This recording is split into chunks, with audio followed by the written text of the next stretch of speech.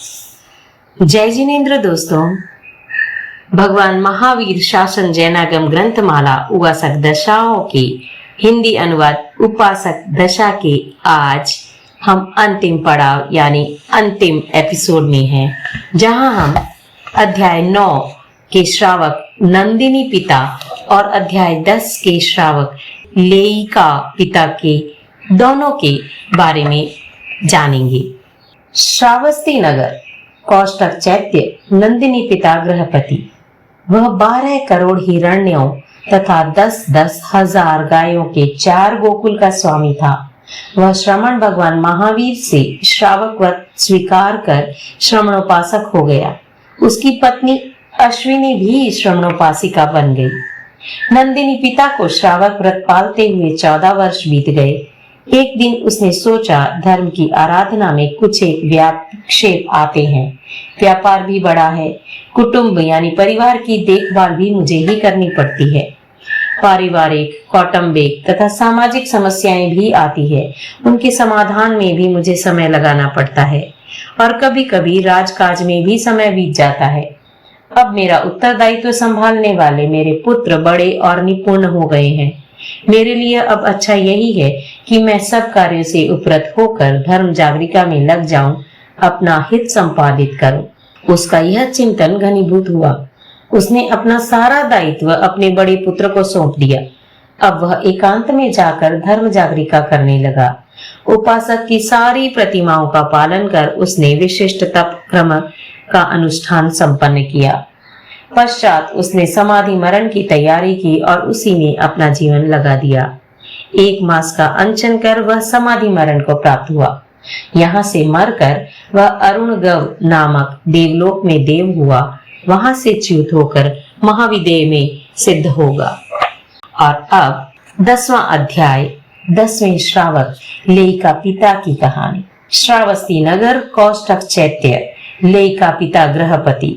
इसके पास 12 करोड़ हिरण्य और 10-10 हजार गायों के 4 गोकुल थे। इसने 4 करोड़ हिरण्य स्थायी कोष में, 4 करोड़ हिरण्य व्यापार व्यवसाय में और 4 करोड़ हिरण्य गृह संचालन में लगा रखे थे। इसकी पत्नी का नाम था फाल्गुनी। एक बार श्रमण भगवान महावीर श्रावस्ती में संवृषित हुए। समवसरण जुड़ा, धर्मोपदेश हुआ। लेयिका पिता ने भगवान से प्रार्थना की, भंते, मैं दीक्षित नहीं हो सकता, गृह कार्यों में फंसा हुआ हूँ, किंतु धर्माराधना में मैं मेरा जीवन बिताते हुए जीना चाहता हूँ। यही मेरी कामना है। अतः मैं कम से कम श्रावक व्रतों को स्वीकार कर जीवन यापन करना चाहता हूँ। भगवान बोले, जैसा तुम्हें सुख कर लगे वैसा करो, विलंब मत करो। लेयिका पिता श्रमणोपासक हो गया। उसने जीव अजीव, पुण्य पाप आदि तत्वों का तथा व्रतों की भावना का पूरा ज्ञान कर लिया।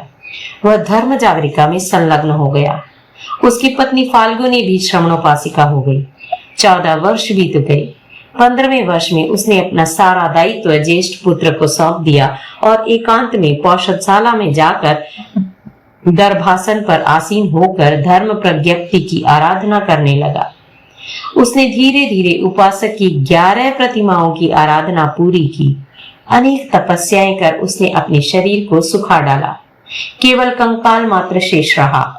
एक बार वह पूर्व रात्रि और अपर रात्रि में धर्म जागरिका कर रहा था।